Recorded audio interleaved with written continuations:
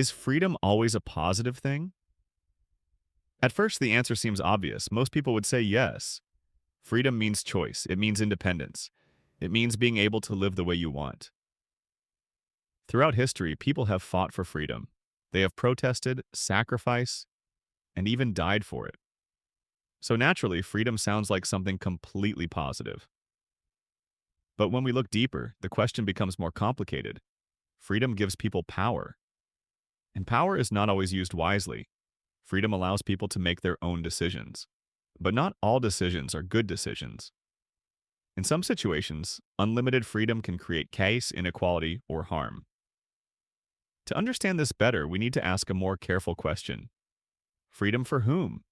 And freedom to do what? Personal freedom is usually seen as something positive. The freedom to choose your career, the freedom to express your opinions, the freedom to decide how to live your life. These freedoms allow people to develop their identity and feel in control of their future. Without personal freedom, people often feel trapped, frustrated, and powerless. However, freedom without responsibility can become dangerous. For example, if everyone feels completely free to say anything without thinking about the consequences, it can lead to hate speech, misinformation, or social conflict. In this case, freedom of speech remains important, but it must exist alongside responsibility. This shows that freedom and responsibility are deeply connected.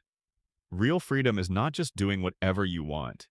It is understanding that your actions affect others. Another example is financial freedom. Many people believe that financial freedom brings happiness. Being able to spend money however you like, travel anywhere, and live without restrictions sounds ideal. But sometimes financial freedom can lead to unhealthy lifestyles, lack of discipline, or material obsession.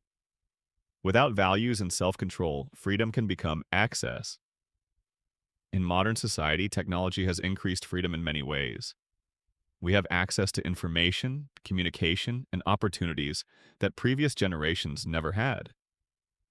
But this digital freedom also creates problems. People can spread false information easily. Privacy can be violated. Addiction to social media becomes common. So while technology increases freedom, it also creates new risks. Freedom in relationships is another complex issue. In the past, social norms were stricter. Today, people have more freedom to choose their partners, end relationships, or remain single. This is generally positive because people are not forced into unhappy situations. However, too much focus on personal freedom in relationships can sometimes reduce commitment. If people always feel they have unlimited options, they may avoid working through difficulties. Freedom can also create anxiety. When people have too many choices, they often feel overwhelmed. Psychologists call this choice overload. Instead of feeling happy, people feel stressed because they are afraid of making the wrong decision. Paradoxically, more freedom can sometimes reduce satisfaction. In political systems, freedom is essential.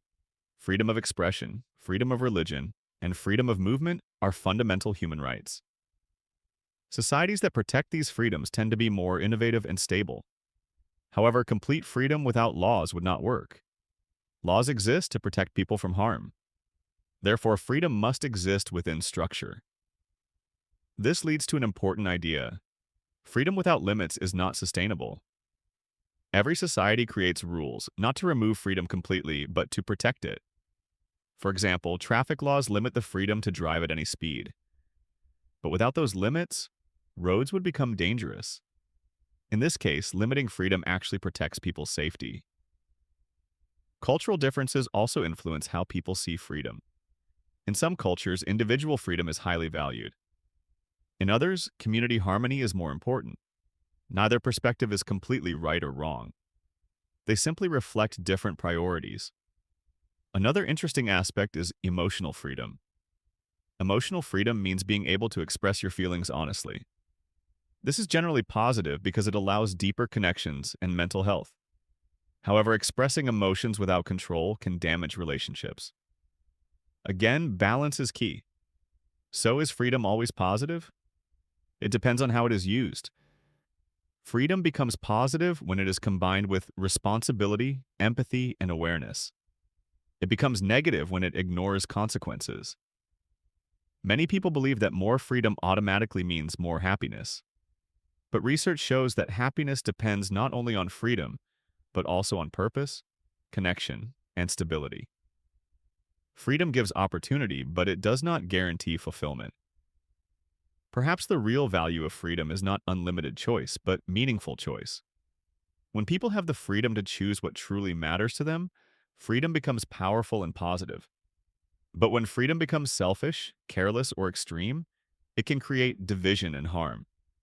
This question does not have a simple yes or no answer.